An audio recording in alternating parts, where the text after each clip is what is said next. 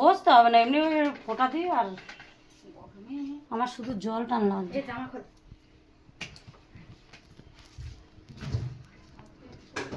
ধান নেই আমাদের বাড়ির মধ্যে।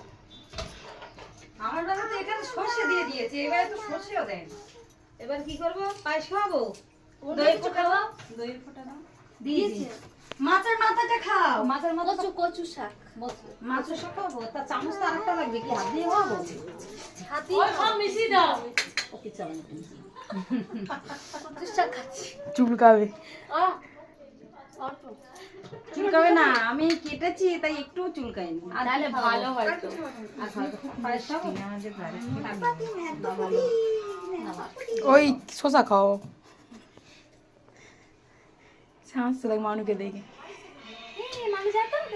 মনটা কি বলছে? তুই একটু খাওয়াই দিয়ে যা যা যা যা। তুই একটা ছবি তুলে খেলা করো তো একটু, মনটার সাথে কাঁদছে।